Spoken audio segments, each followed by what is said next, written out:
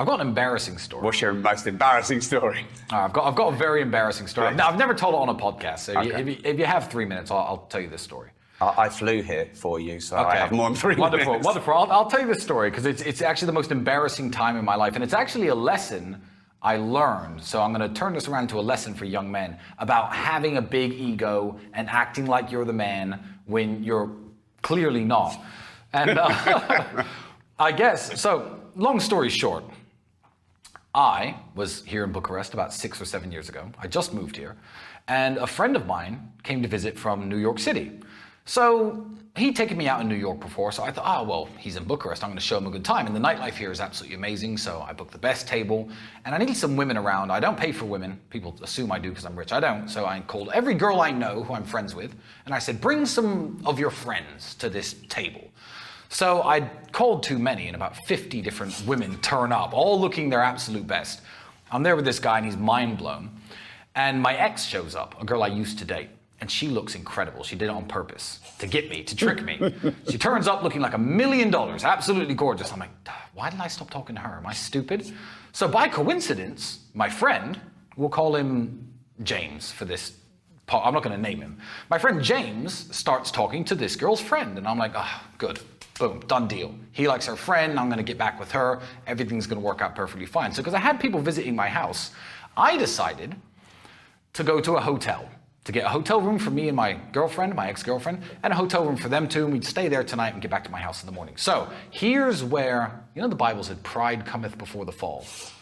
So I thought I was the man. I turn up at this hotel, beautiful woman on my arm, and the guy, I mean, a little bit rude, gives me this piece of paper for tourists to fill out. It's some English language piece of paper for the government to measure tourism information. I was like, bro, I live here. I speak your language. I live here. I don't need to fill that out. I'm not a tourist. He goes, do you have a Romanian passport? I said, no. He goes, you have to fill it in. I said, bro, just give me the rooms. Here's the money. Let's go. No. You can't have the rooms until you and him fill these in. So I'm like, oh, for fuck's sake. So I thought I was the man at this point. I said, all right, get the pen, name, Captain Dickhead, passport number, 1, 2, 3, 4, 5, 6. Boom, money. Give me the keys. Okay, cool. He took my bits of paper.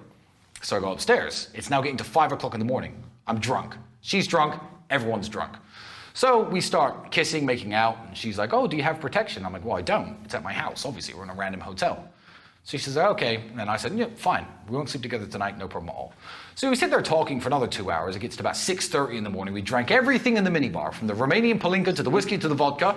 So she starts climbing on top of me, kissing me again, taking my shirt off, this kind of stuff. And we get down to like, I'm in my underwear, and she's like, do you have protection? I'm like, but you know I don't. So, and then I had this bright idea. I said, James will have some. I know James will have some. So I run out of the hotel room in my underwear, go into the hallway, walk down the hallway, knock on James's door, who's an American, and I hear a Romanian man say, who's that knocking on the door? So I run around the corner, terrified, because I think I'm going to caught him in my underwear. So I'm hiding around the corner, still got a rock hard on, in my underwear, and I look around the corner, and I'm like, fuck, I don't know where James's room is. But then I realize, I don't know what room I just came out of.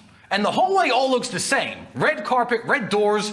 So I'm creeping down this hallway going, psst, James. Psst, the girl's name. I'm not going to say it on the podcast. And no one comes out to save me. So it's 7 o'clock in the morning, sun's coming up, rock hard on in my pants, in my underwear. I get in the elevator, I'm going down the stairs. And obviously the door opens to a group of 40 Chinese tourists with cameras around their necks. I'm standing there swaying, giving them the old, don't take pictures of me face. So I turned the corner and I was like, bro, what room number am I in? I kid you not, this man shuffles his papers, looks me dead in the eye and goes, so you must be Captain Dead. I've never felt more ashamed in my life. He didn't even let me off. I'm like, yes, passport number 1, 2, 3, 4, 5.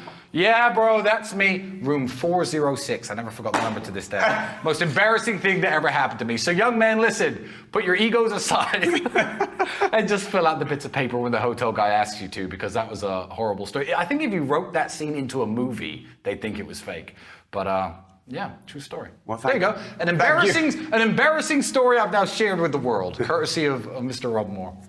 Thank you for sharing. No problem. I'm a visual guy, so there's still some things going on in my head there. Yeah.